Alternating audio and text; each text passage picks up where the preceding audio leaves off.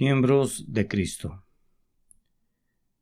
Este es un sermón que se predicó la noche del jueves 23 de octubre de 1890 por Charles Haddon Spurgeon en el Tabernáculo Metropolitano en Newington, Londres, y leído el domingo 21 de febrero de 1892. Porque somos miembros de su cuerpo, de su carne y de sus huesos. Efesios capítulo 5 y versículo 30. Ayer, cuando tuve la dolorosa tarea de hablar en el funeral de nuestro querido amigo el señor William Olney, hablé sobre el texto que voy a usar nuevamente ahora. Lo estoy retomando porque realmente no prediqué ayer sobre ese texto, sino que simplemente traje a la memoria de ustedes una favorita expresión suya que escuché muchas veces de sus labios en oración. Él hablaba frecuentemente de nuestro ser uno con Cristo, en una unión viva, amorosa, duradera. Tres palabras que, en adición a ser una literación, son muy descriptivas de la naturaleza de nuestra unión con Cristo. Esas tres palabras, ustedes recordarán, fueron el título de mi sermón en presencia de esa notable asamblea que colmó este lugar para honrar la memoria de nuestro hermano, cuya más elevada ambición fue honrar a su Señor, a quien sirvió con mucha fidelidad.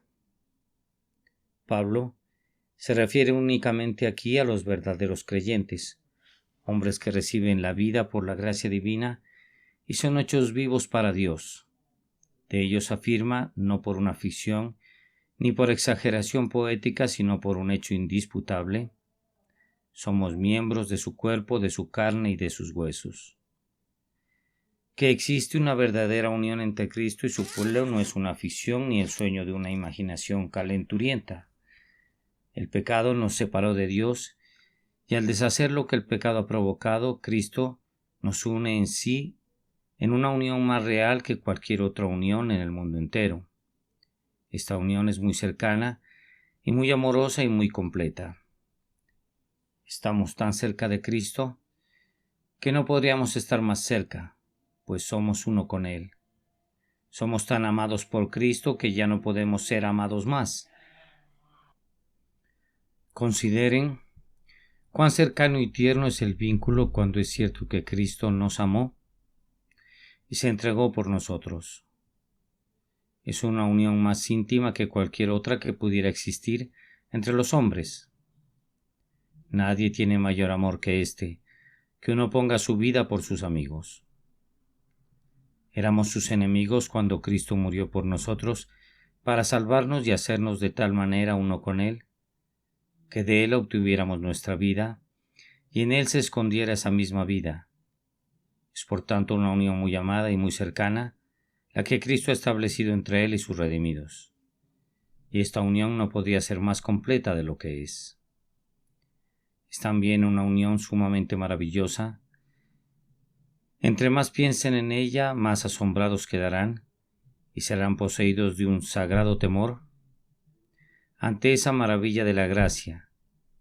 Bien lo dijo Kent: oh sagrada unión firme y fuerte, cuán grandiosa gracia, cuán dulce cántico, que gusanos de la tierra puedan ser jamás uno con la deidad encarnada. Pero así es. Inclusive la encarnación de Cristo no es más maravillosa que su unión viva con su pueblo. Es algo que debemos considerar a menudo. Es la maravilla de los cielos. Es la más importante de las cosas que anhelan mirar los ángeles. Tal vez no puedan ver mucho en la superficie de esta verdad, pero entre más tiempo dediquen a su contemplación y en la medida que en su meditación reciban la ayuda del Espíritu Santo, podrán ver más en este maravilloso mar de vidrio mezclado con fuego. Mi alma se alegra con la doctrina que Cristo y su pueblo son eternamente uno. Esta es una doctrina muy consoladora. Quien la entiende posee un océano de música en su alma. Quien pueda realmente comprenderla y alimentarse de ella, se sentará a menudo en los lugares celestiales con su Señor y tendrá un anticipo del día cuando esté con Él y sea semejante a Él. Aún ahora, puesto que somos uno con Él, no hay ninguna distancia entre nosotros. Estamos más cerca de Él que cualquier otra cosa pudiera estarlo jamás. La propia idea de unión nos hace olvidar toda distancia. Verdaderamente, la distancia es aniquilada por completo. El amor nos une tan cercanamente con Cristo que Él se vuelve más para nosotros que nuestro propio ser, y aunque ahora no lo vemos, sin embargo por la fe nos regocijamos con indecible gozo lleno de gloria. De paso puedo decir que esta doctrina es muy práctica. No es simplemente un terrón de azúcar para su boca, es una luz para su camino, pues el que dice que permanece en Él debe andar como Él anduvo. Debemos cuidar que el amor que rodeaba a los pies de Cristo esté siempre brillando en nuestro sendero. Debemos intentar hacer el bien, siguiendo los pasos de nuestro Señor. Sería dar un mentis a esta doctrina si viviéramos en pecado, pues si somos uno con Él, entonces debemos estar en el mundo como estaba Él, y llenos de su espíritu debemos buscar reproducir su vida ante el mundo. Estos pensamientos pueden servirnos de introducción a la consideración más plena de este grandioso tema. Comenzaré diciendo que en la Santa Escritura la unión entre Cristo y su pueblo está explicada de varias formas. Luego intentaré demostrarles que la metáfora de nuestro texto está llena de significado. Y, en tercer lugar, les demostraré que la doctrina de nuestra unión con Cristo tiene sus lecciones prácticas. Al deleitar nuestros corazones con la gloriosa verdad que somos miembros de su cuerpo, de su carne y de sus huesos, tengamos la determinación de vivir como quienes están unidos así al Señor de la vida. Nuestro primer pensamiento es que esta unión es explicada de varias maneras. Ese hecho bendito está por encima de nuestro más elevado pensamiento. No nos sorprende entonces que el lenguaje fracase al tratar de describirlo adecuadamente. Símil tras símil es usado. Yo solo voy a mencionar 4 de ellos. La unión entre Cristo y el creyente es descrita como la unión del cimiento y de la piedra. Acercándoos a Él, piedra viva, desechada ciertamente por los hombres, mas para Dios escogida y preciosa. Vosotros también, como piedras vivas, sed edificados como casa espiritual. Nosotros estamos sobre Él de la misma manera que la piedra descansa sobre el cimiento. Muy bien podemos cantar: toda mi esperanza sobre ti está puesta, toda mi ayuda de ti la obtengo. En su dependencia, la piedra es una con el fundamento. En el tiempo de nuestra necesidad, más nos apretamos a Cristo, entre más afligidos estén nuestros corazones, más echamos toda nuestra ansiedad sobre Él. Es la pesada piedra que se pega al cimiento. Es posible que la piedra liviana se la lleve el viento, pero nosotros nos aferramos todo el tiempo, dependiendo enteramente de Él, del mismo modo que la piedra descansa sobre la roca que está debajo. La piedra no soporta su propio peso, solo descansa allí donde es colocada. Así nosotros descansamos sobre Cristo. Él es el cimiento y nosotros reposamos en Él. Además, la piedra se adhiere al cimiento, formando una unidad. En el curso del tiempo, la piedra se enlaza más a los cimientos. Cuando se coloca allí la mezcla al principio y está húmeda, ustedes podrían sacudir la piedra, pero muy pronto la mezcla se seca y la piedra se queda pegada a los cimientos y se sostiene firme. En las viejas paredes romanas no se puede quitar una piedra, pues el cemento que une a una piedra con la otra es tan fuerte como la piedra misma, y en verdad, eso que nos une a Cristo es más fuerte que nosotros.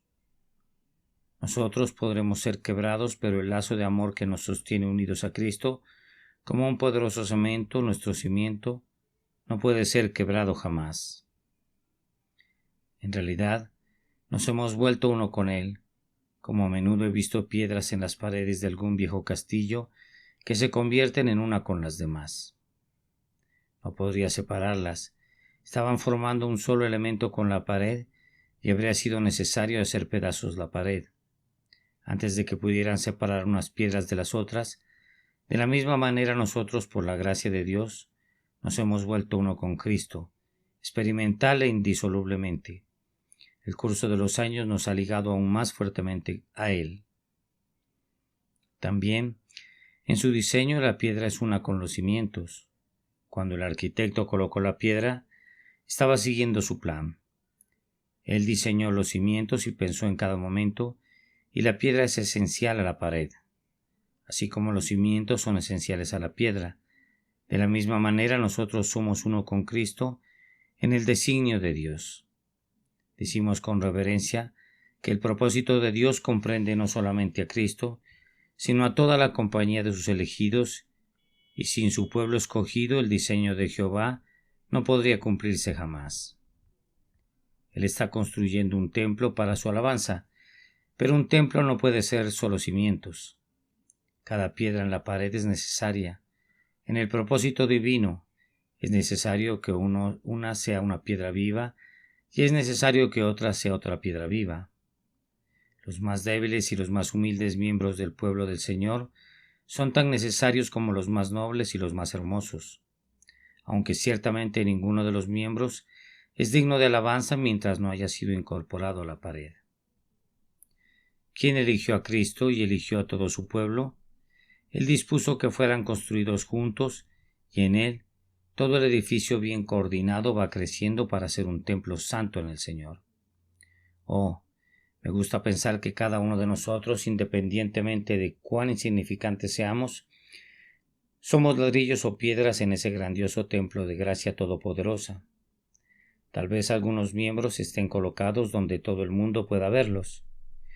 Otros podremos estar empotrados en la pared y donde nadie nos vea, pero ¿qué importa? Si estamos en la pared está bien. Donde quiera que estemos colocados estamos unidos a Cristo y por lo tanto nadie tiene preeminencia sobre los demás, porque todos estamos igualmente construidos sobre un cimiento, Jesucristo nuestro Señor, en quien crecemos diariamente acercándonos más y más a Él en experiencia y haciéndonos cada vez más firmemente a Él por medio de la fe. El segundo aspecto, que es utilizado por las Escrituras para representar nuestra unión con Cristo, es el de la vid y los pámpanos. Yo soy la vid, vosotros los pámpanos, es la palabra de Cristo a sus discípulos. El símil anterior del cimiento y de la piedra no sugiere ninguna idea de vida. Por esta razón, cuando lo usó el apóstol, tuvo que hablar de Cristo como una piedra viva y también de nosotros como piedras vivas. Es una figura un poco extraña y sin embargo es estrictamente verdadera, pues ustedes y yo no tenemos más vida espiritual en nosotros que las piedras, excepto cuando un milagro nos da la vida. Y entonces, aunque vivimos, estamos como piedras aparentemente inertes y sin vida, aunque realmente hemos sido revividos por una obra sobrenatural y hemos sido hechos piedras vivas, pero la figura no parece armónica. Sin embargo, este segundo símil nos comunica la idea de vida, pues una vid no es vid si está muerta, y sus pámpanos no son verdaderos pámpanos a menos que estén vivos. Hay una unión viva entre Cristo y su pueblo, y espero poder apelar a la experiencia de muchos de mis lectores que saben que hay una unión viva entre ellos y Cristo. Dichoso el hombre que pueda decir, ya no vivo yo, mas vive Cristo en mí, y lo que ahora vivo en la carne, lo vivo en la fe del Hijo de Dios, el cual me amó y se entregó a sí mismo por mí. La unión es algo más que una unión de vida, es una unión de vida dependiente. El pámpano está unido de tal manera al tallo que recibe toda su savia de él. No podría vivir a menos que los jugos vivos fluyeran del tronco hacia él. Y así es nuestra vida. Cristo derrama su sangre de vida en nosotros. Perpetuamente, mientras Él exista, estará manando esa sangre hacia su pueblo. De hecho, Cuando sus heridas fueron abiertas, Él sangró vida en nosotros, y cuando su corazón fue abierto, Él cambió nuestros corazones y les dio vida, aunque alguna vez hayan sido corazones de piedra.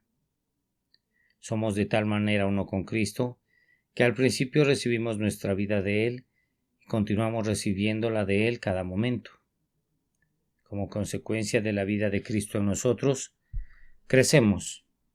El crecimiento del pámpano es realmente el crecimiento de la vid. Es debido a que el tallo crece que transmite su crecimiento al pámpano y lo manifiesta allí. Conforme Cristo derrama su fuerza vital en nosotros, nos hace crecer para la alabanza de su gloria, de su gracia. Producir fruto es el fin último de nuestra unión con Cristo. Somos uno con Él para que podamos producir fruto para su alabanza. Queridos amigos, ¿estamos realmente haciendo eso? ¿Acaso estamos satisfechos con una unión nominal con Cristo, aunque no produzcamos fruto para su honor?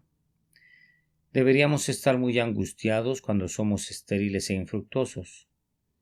Debemos recordar que el grandioso agricultor posee un afilado cuchillo y que está escrito: todo pámpano que en mí no lleva fruto lo quitará.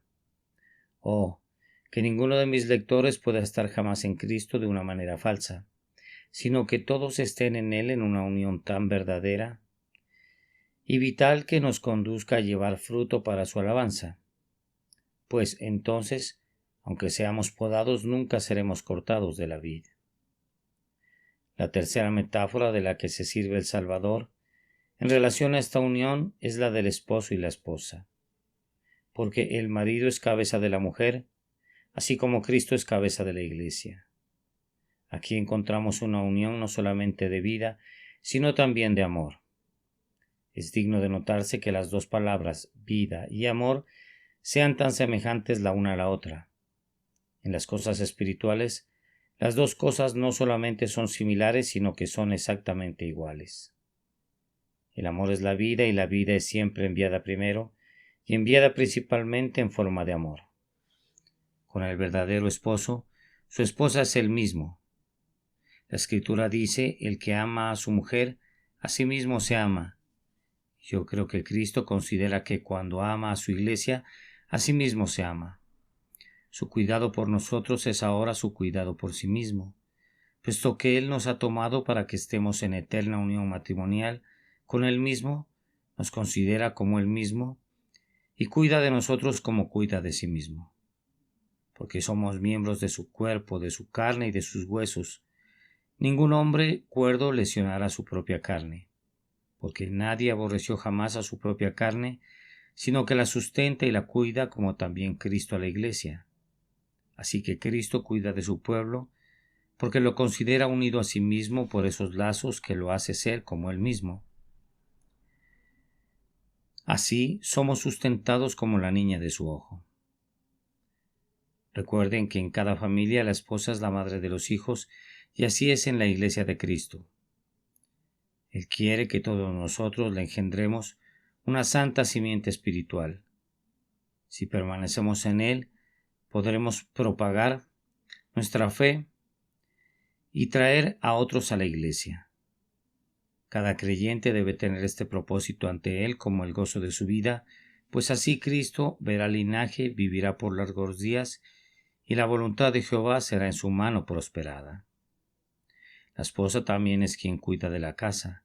Ella cuida de los asuntos domésticos de su marido, y así quiere el Señor Cristo que su pueblo cuide de sus intereses y de todo lo que le pertenece, pues Él nos ha encomendado estas cosas a nosotros. Como el esposo encomienda su tesoro a su esposa, Él nos ha dejado como custodios de todo lo que tiene. En un sentido, somos los mayordomos de su casa, pero en otro sentido más íntimo, estamos unidos a Él por lazos matrimoniales que no pueden ser disueltos nunca. Es un tema muy dulce, pero no puedo demorarme mucho en él. Permitan que sus propios pensamientos se vuelvan fragantes con ese aroma. Independientemente de cuán íntima puede ser la unión del marido y de la esposa, la unión entre el creyente y Cristo es todavía más íntima. Oh, que la comprendiéramos cada día más.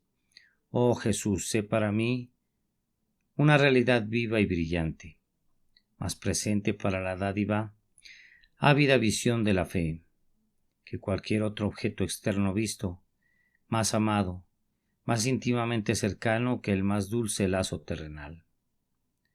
Toda la imaginería humana es que incapaz de explicar la unión entre Cristo y su pueblo. Pero el símil en nuestro texto es ahora el de la cabeza y los miembros.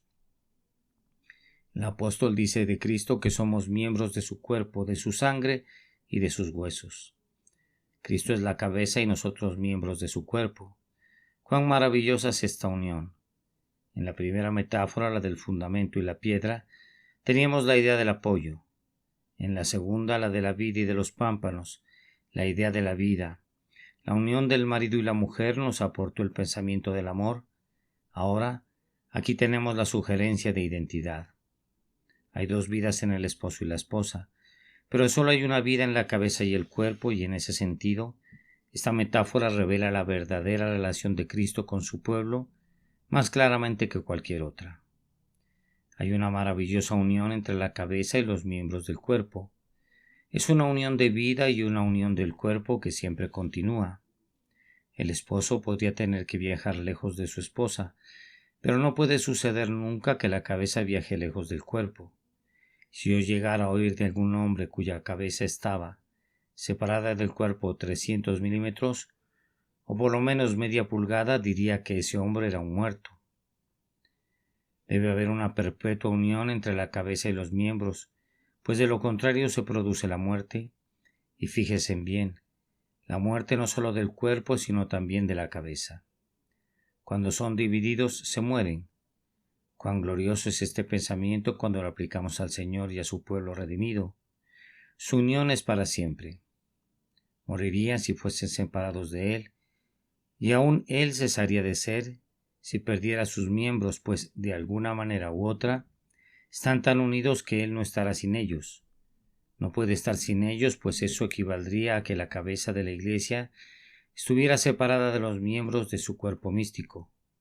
Por esa razón podemos cantar: y esto descubro, nosotros dos estamos tan unidos que Él no estaría en la gloria dejándome atrás. Habiéndoles mostrado de esta manera esos 4 símiles, y hay otros, pero no tengo el tiempo para hablar sobre ellos, ahora llego al que está ante nosotros en el texto y señalo que esta metáfora está llena de significado. Somos miembros de su cuerpo, de su carne y de sus huesos. Hay 7 puntos sobre los que me gustaría llamar su atención. Hay aquí unión de vida, unión de relación y unión de servicio. Vean lo que quiero decir. La mano no estudia nunca lo que puede hacer por la cabeza, pero cuando la cabeza desea que la mano sea levantada, la mano se levanta de inmediato, y cuando la cabeza desea que la mano baje, baja al instante.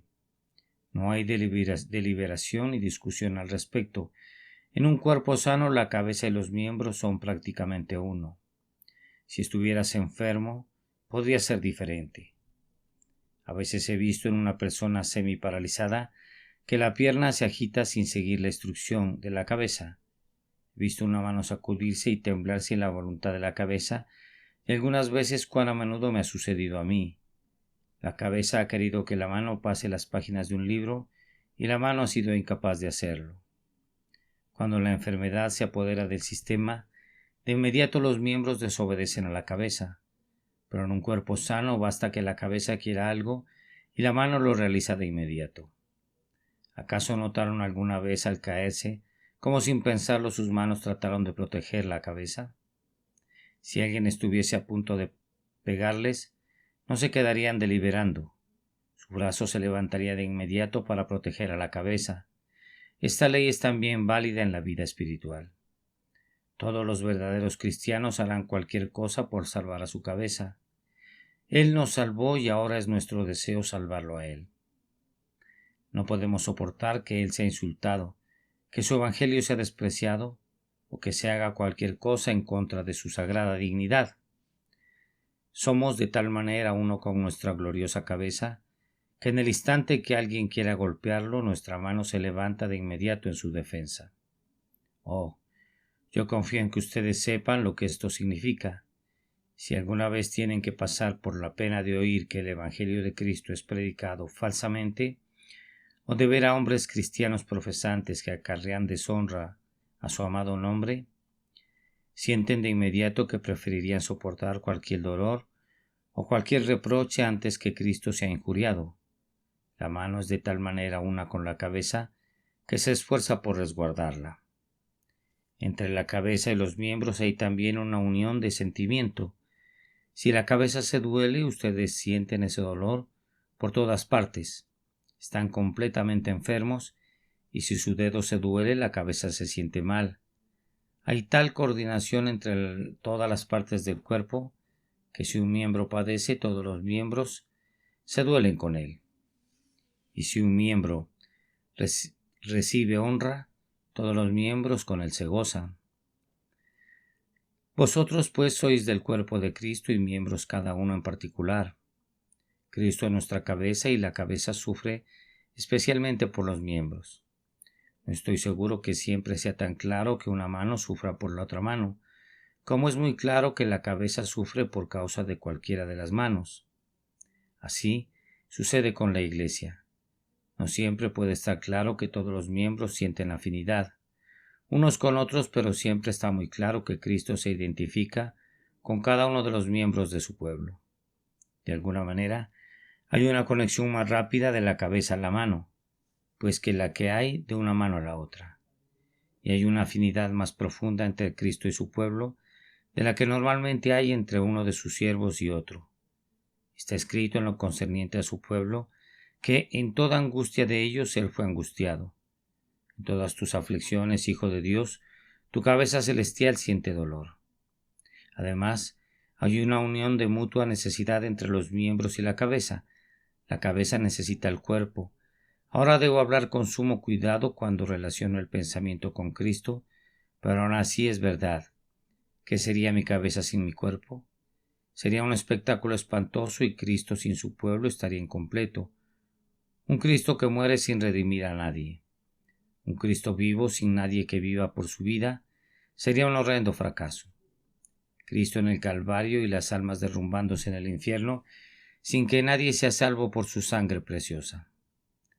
Cristo encarnado en la cruz sin que nadie sea salvado mediante su encarnación y su muerte. Sería un horrible espectáculo.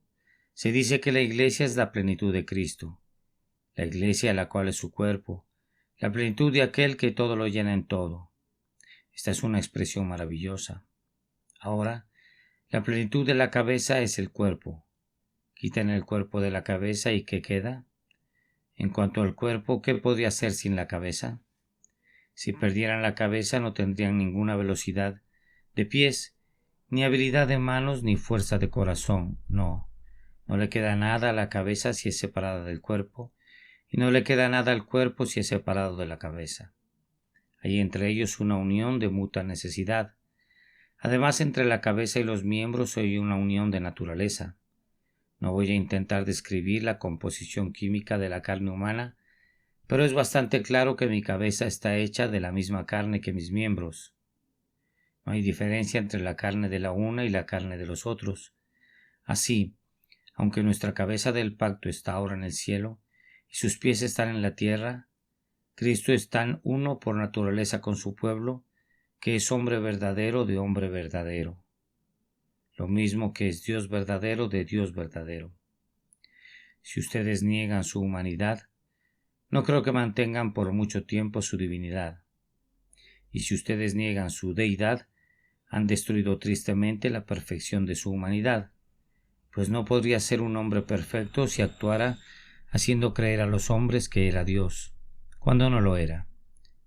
Para nosotros, Él es Dios hombre en una persona a quien amamos y adoramos. Su naturaleza es la misma que la nuestra y estamos unidos a Él para siempre. Señor Jesús, ¿somos uno contigo? Oh altura, oh profundidad de amor, contigo morimos en el madero y en ti vivimos arriba.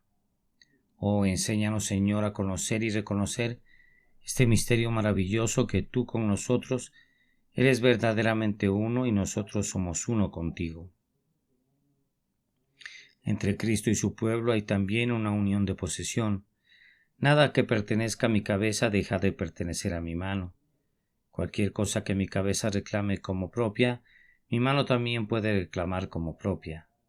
Pobre pecador, cualquier cosa que te pertenezca o que pertenezca a Cristo te pertenece a ti. Cristo es rico, ¿cómo podría ser pobre? Su Padre es tu Padre y su cielo es tu cielo. Eres de tal manera uno con Él, que todas las vastas posesiones de su infinita riqueza te son dadas gratuitamente. Él te otorga su tesoro, no solamente hasta la mitad de mi reino, sino el reino completo. Unido a Él, todo lo que Él tiene te pertenece. Entre el Señor y su Iglesia hay también una unión de condición presente. Cristo es muy amado por el corazón de su Padre. Este es mi Hijo amado en quien tengo complacencia. Fue la palabra que provino del cielo abierto concerniente a Cristo, y como Dios se deleita en Cristo, también tiene complacencia en ustedes que están en Cristo. Sí, Él tiene tanta complacencia en ustedes como la tiene en Cristo, pues a ustedes los ve en Cristo y a Cristo en ustedes. Dios no establece divisiones entre ustedes y Él, a quien ha unido con ustedes. Por tanto, lo que Dios juntó no lo separa el hombre. Ciertamente Dios no va a separar nunca eso que Él ha unido en Cristo. Ni siquiera en sus pensamientos se separan ustedes de Cristo, al suponer que no son bien amados por Dios de la manera que lo es la cabeza del pacto. Por último, hay una unión de destino futuro. Cualquier cosa que vaya a ser Cristo, ustedes serán partícipes de todo ello. ¿Cómo pueden morir si Cristo vive? ¿Cómo puede morir el cuerpo si la cabeza vive? Si atravesamos las aguas, no pueden cubrirnos mientras no cubran a la cabeza. Mientras la cabeza de un hombre esté por encima del agua, no pueden ahogarse. Cristo allá arriba en las eternidades de la gloria no puede ser conquistado nunca. Tampoco podrán ser vencidos quienes son uno con Él. Por siempre jamás, a menos que el Cristo muera, a menos que expire el Hijo de Dios inmortal. Ustedes que están unidos a Él, en el propósito de Dios y en la fe que ahora se aferra a Él, vivirán y reinarán. Porque yo vivo, vosotros también viviréis. ¿Acaso no es eso un descanso para todo temor de destrucción? Ustedes son tan uno con Él, que cuando el sol se vuelva un carbón quemado y la luna se convierta en un coágulo de sangre, cuando las estrellas caigan como hojas del otoño y el cielo y la tierra se derritan, volviendo a la nada desde donde la omnipotencia los ha llamado, ustedes vivirán, pues quien es su cabeza vivirá. Creemos que también viviremos con Él, sabiendo que Cristo, habiendo resucitado de los muertos, ya no muere. La muerte no se enseñorea más de Él. Donde Él vaya, nosotros le seguiremos. He oído decir que cuando un ladrón logra meter su cabeza por entre las varas de la ventana, su cuerpo puede entrar con facilidad. No estoy muy seguro de ello, pero yo sé que allí donde mi Señor ha ido, sus miembros ciertamente estarán también. Yo soy el que vivo y estuve muerto, mas he aquí que vivo por los siglos de los siglos. Es una palabra que tiene el propósito de consolarlos. Guárdenla con ustedes. Somos miembros de su cuerpo, de su carne y de sus huesos, y cantemos con Do Right. Puesto que Cristo y nosotros somos uno, ¿por qué habríamos de dudar o temer? Si Él en el cielo ha fijado su trono, allí también fijará sus miembros. Por último, y muy brevemente, esta doctrina tiene sus lecciones prácticas, que voy a tratar de explicar con sencillez, de tal forma que quienes somos miembros de Cristo podamos llevar mayor gozo y gloria a nuestra cabeza de lo que hemos hecho hasta ahora. Para comenzar, diría que si somos verdaderamente uno con Cristo, no deberíamos tener ninguna duda al respecto. Solía ser una moda, y me temo que en algunos lugares todavía lo es. Pensar que desconfiar de nuestra propia condición y dudar en lo relacionado a nuestra salvación es un tipo de virtud. Me he encontrado con buenas personas que no se atrevían a decir que eran salvas. Ellas esperaban serlo. Y me he encontrado con otros que no estaban seguros que habían sido lavados con la sangre preciosa de Cristo. Ellos confiaban que lo eran, Este estado mental no es un crédito ni para Cristo ni para nosotros mismos. Si yo le dijera a mi amigo algo y él me dijera: Padre,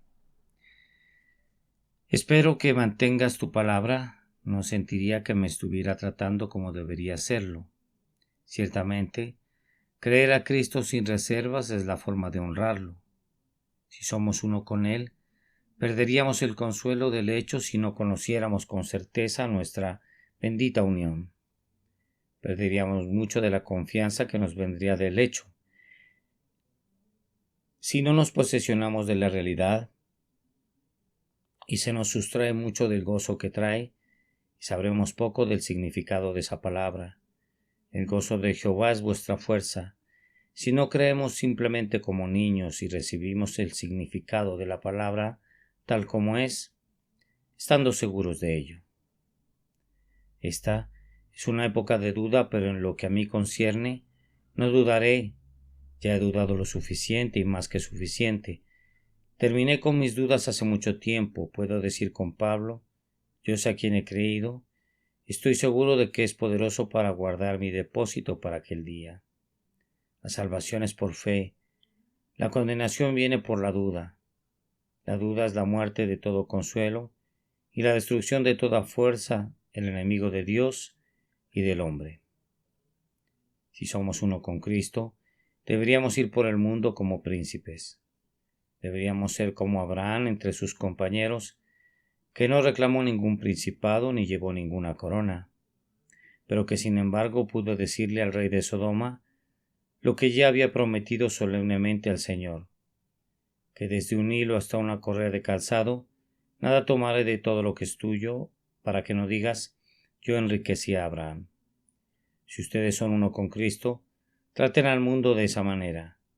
Oh mundo, tú no puedes bendecirme, Dios me ha bendecido. Tú no puedes maldecirme, Dios me ha bendecido. ¿Acaso te ríes? Ríete si eso te hace sentir bien. ¿Acaso frunces el ceño? ¿Qué me importa a mí? Si Dios me ha sonreído, tú puedes desdeñarme. Si soy uno con Cristo, yo espero que tú me tengas en muy poca cosa, pues tú despreciaste a mi cabeza. ¿Acaso el cuerpo de Cristo debería esperar mejor tratamiento que el que recibió la cabeza? Si somos uno con Cristo, recordaremos que deshonramos a nosotros mismos. Deshonrarnos a nosotros mismos es involucrar en esa deshonra a nuestro Señor.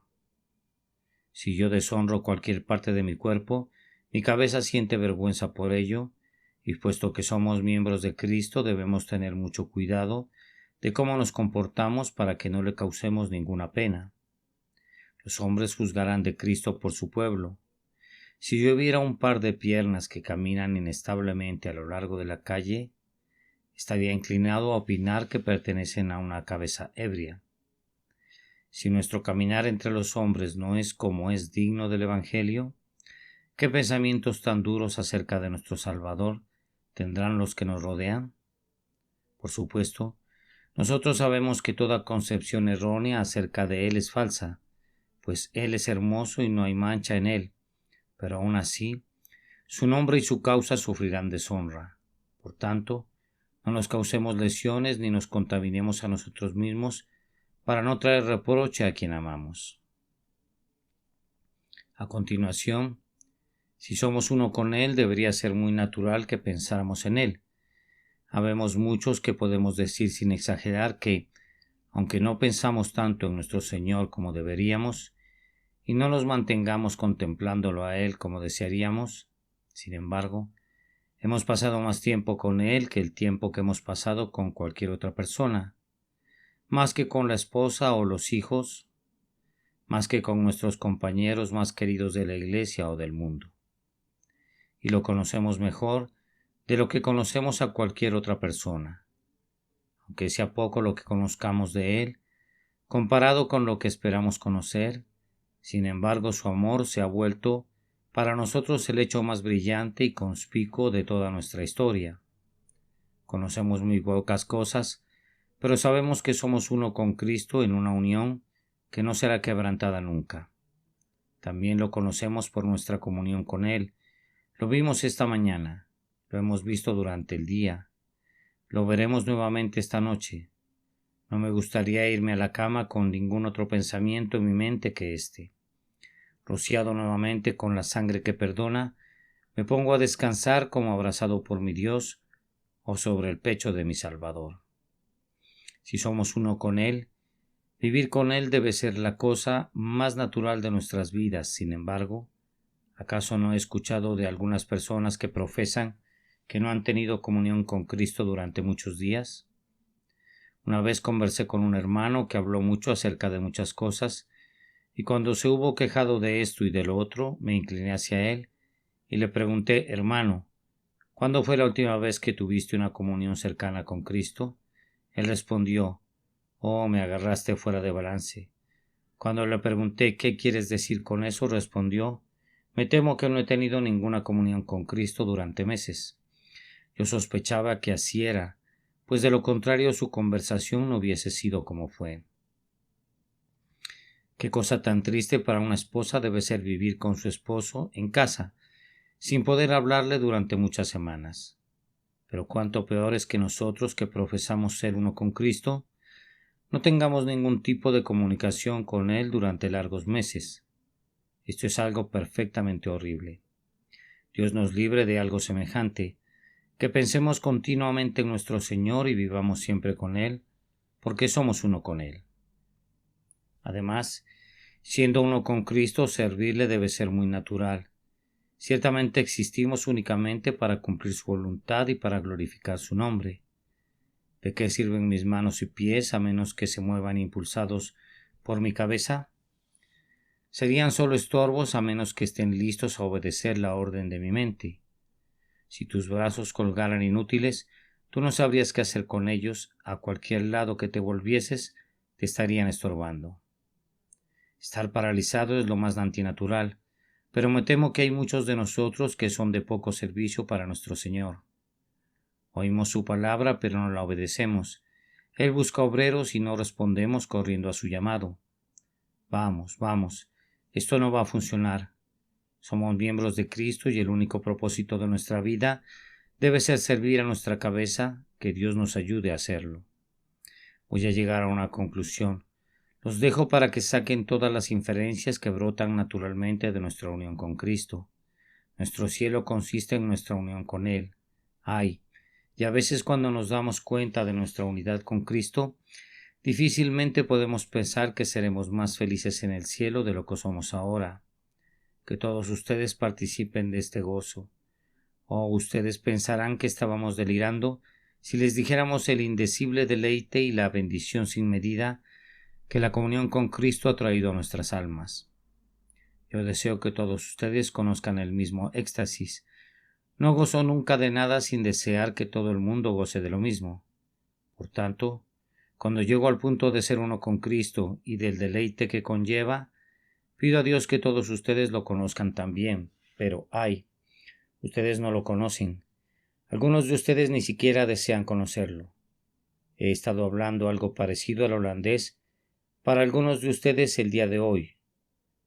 No han comprendido para nada mi lenguaje. Que el simple hecho que no lo hayan comprendido o que no les haya preocupado para nada los lleve a sospechar que hay un gozo desconocido para ustedes y una vida que no han encontrado. Y cuando sepan que es así, buscad a Jehová mientras pueda ser hallado. Llamadle en tanto que está cercano. Si lo buscan de todo corazón, seguramente lo encontrarán y muy pronto ustedes también serán conducidos a una viva, amorosa y duradera unión con Cristo. Recuerden que el menor toque de fe es suficiente para salvar el alma. Esa pobre mujer que vino por detrás de Cristo en medio de la multitud únicamente tocó el borde de su manto y sin embargo ese tímido roce le trajo salvación y salud. Poder salió de él a ella y fue salva de su plaga. Si solo pudieras tocar al Señor con el dedo de tu fe, aunque fuera tu dedo meñique, tendrías bendición.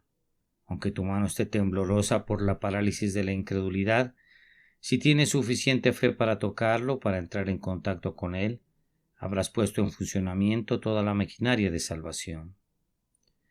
Que Dios te dé fe para que encuentres la vida eterna ahora mismo. ¿Por qué no? Si mi querido amigo estuviera aquí ahora, de quien estos paños luctuosos son un memorial, me diría: oh, diles que gusten y vean que es bueno Jehová.